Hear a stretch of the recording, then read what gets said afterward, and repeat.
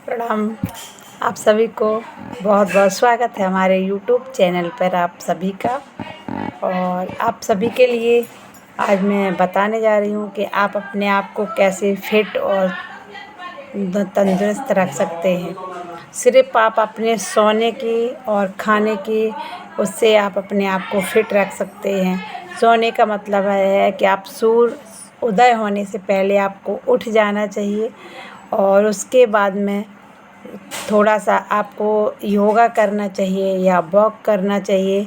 ज़रूर ये करना चाहिए, खुली हवा में ज़रूर सुबह में उठना चाहिए।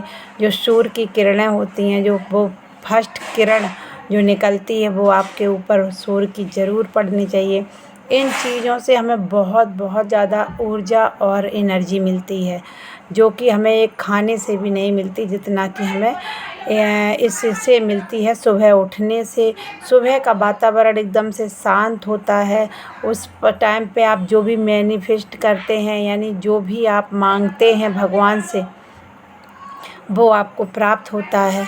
और आपको भी बहुत अच्छा, थोड़े दिन तो परेशानी होती है सुबह उठने में, क्योंकि ये मन बहुत ज़्यादा बेकार है।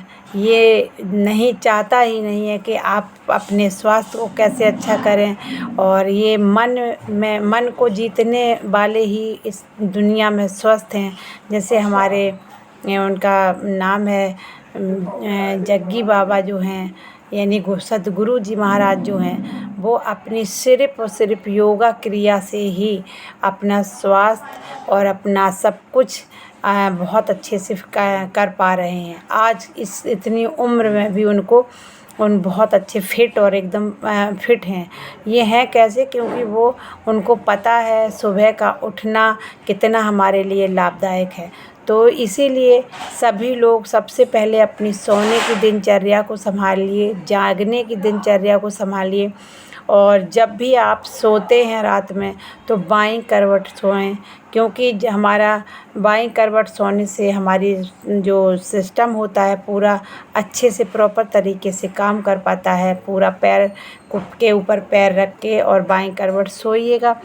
और फिर सोने के बाद आप किस करवट होते हैं, कैसे होते हैं, कोई दिक्कत नहीं है। फिर आप उठने का एक तरीका है, जब भी आपकी आँख खुलती है आपको उठना है तो आप सीधे करवट हो जाइए और आप सीधे करवट होने के बाद ही उठिएगा।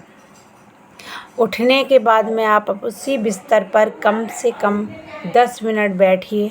अगर नहीं समय है तो 5 मिनट बैठिए, ज़रूर बैठिए। आँखों को बंद करिए और आपने जो भी रात में अच्छी बातों को सोच करके आप सोए थे, उन्हीं बातों को फ़ील करिए कि वो हमारा हो गया है। उसके बाद में आप धरती माता को सर रख कर अगर प्रणाम करते हैं तो कभी आपके सर में दर्द नहीं होगा। आप हमेशा उठिए, प्रणाम धरती माता को करिए, क्योंकि वो पूरा दिन हम लोगों का भार उठाती हैं। तो उनको सर रख कर के प्रणाम करिए।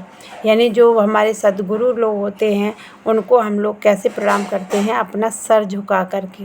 तो ऐसे ही हमारी धरती माता को अगर आप सर जो है ज़मीन में 2 मिनट के लिए रखते हैं और धरती माता से अपनी करते हैं कि हम आपको बहुत बहुत धन्यवाद है हमारा भार उठाने के लिए, तो आप सच मानिए आपका कभी सिर दर्द नहीं होगा।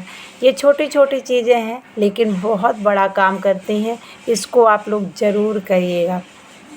उसके बाद में आपको क्या करना है, अपनी हथेली को दोनों जोड़िएगा और उसको देखिएगा हाथों को, और भगवान से यही प्रार्थना करिएगा कि भगवान इसमें कभी भी कोई इन हाथों से कोई ऐसा काम ना हो जिससे किसी का दिल दुखे और किसी को ठेस पहुँचे। हमेशा प्रार्थना करिए सुबह। और उसके बाद में आप एक दोनों नाक के आगे अपनी ऐसे करके उंगली लगाइएगा। जिस भी आपकी नाक से सांस आ रही है उसी पैर को पहले ज़मीन में रखिएगा आप। ये छोटी छोटी चीज़ें आपको कोई नहीं बताएगा।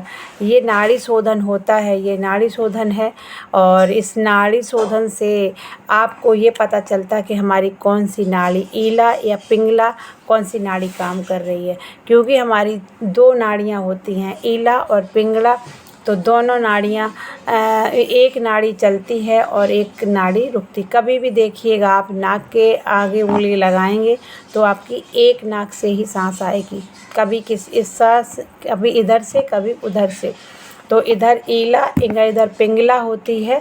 और जब हम जो लोग योगा वगैरह करते हैं, जैसे हमारे सद्गुरु जी हैं, वो योगा से उन्होंने अपनी बॉडी को फिट कर रखा है, तो उनकी एक सुषुम्ना नाड़ी होती है। तो वो उन दो जो जिसकी सुषुम्ना नाड़ी जागृत होती है, उनके दोनों नथनों से हवा सांस आती है। तो वो बहुत बड़ी बात होती है। वो हम लोग कैसे कर सकते हैं, वो हम योगा से अपने मन को बस में करने के बाद ही ये होता है। तो आप लोग ज़रूर नाड़ी शोधन करिए और अपनी नाड़ी को जागृत करिए, सुषुम्ना नाड़ी को, और अपने आप को फिट रखिए। और यही छोटी बताते हैं, फिर हम आपको और बाकी की बातें अगले वीडियो में बताते हैं। और आप बने रहिए हमारे साथ में, देखते रहिए हमारा यूट्यूब चैनल। और अगर आपको अच्छा लगता है तो आप ज़रूर किसी के पास भेजिए, उसको भी पसंद आए, क्योंकि ये छोटी छोटी चीज़ें हमारे जीवन में बहुत बड़ा परिवर्तन लेकर आती हैं। इन्हीं चीज़ों के साथ में मैं मिलते हैं अगले वीडियो में। तब तक के लिए आप सभी को मेरा प्रणाम है और बहुत बहुत धन्यवाद है हमारा यूट्यूब चैनल देखने के लिए, और लाइक और सब्सक्राइब करने के लिए और शेयर करने के लिए। आप सभी को बहुत बहुत धन्यवाद है।